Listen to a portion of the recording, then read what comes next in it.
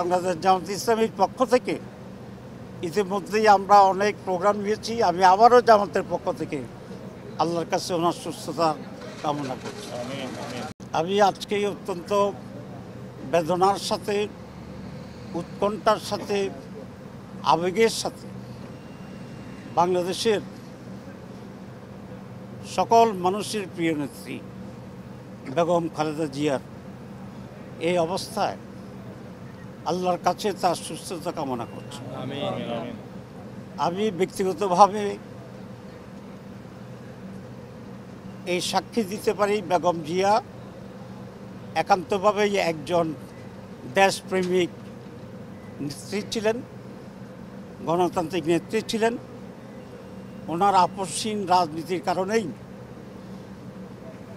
বিগত 15 বছর যেভাবে দেশটা ভারতীয় দখলে গিয়েছিল তার অনেক আগে চলে যেতে পারত। ওনার দৃঢ়তার কারণে সেটা সম্ভব হয়নি। আজকে উনি কোনো দলের নেত্রী নন, উনি সমগ্র মানুষের নেত্রী। ওনার প্রতি আবেগ ভালোবাসা আমাদের আছে।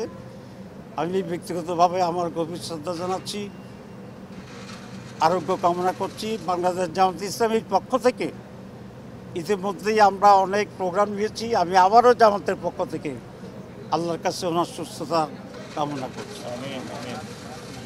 আজকে দেশের এই অবস্থাতে জাতীয় রাজনীতি এবং আগামী নির্বাচনের ব্যাপারে বৃহৎ দলগুলোর ভিতরে আরও অনেক বেশি বোঝাপড়া প্রয়োজন। আপনারা এটা কোট করবেন, আমি রিপিট করছি। বাংলাদেশের আজকের এই প্রেক্ষাপটে বাংলাদেশের আগামী রাজনীতি এবং আগামী নির্বাচনের জন্যে বৃহৎ রাজনৈতিক দলগুলোর ভিতরে আরও অনেক বেশি সমঝোতা, বোঝাপড়া এবং নীতিগত ঐক্য প্রয়োজন।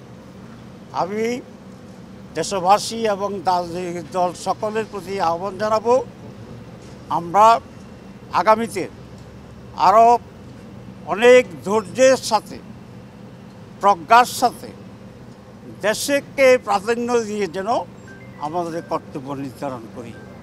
আল্লাহ আমাদের সবাইকে তৌফিক দান করুক। ধন্যবাদ। ডাক্তার বলেছে কিছুদিন আমাকে রেস্টে থাকতে হবে, মুভ করা যাবে না।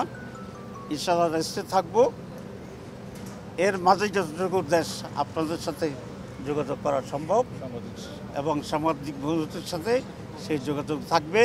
আপনাদের মাধ্যমে দেশবাসীর প্রতি আবার কৃতজ্ঞতা। আসসালামু আলাইকুম ওয়া রাহমাতুল্লাহ।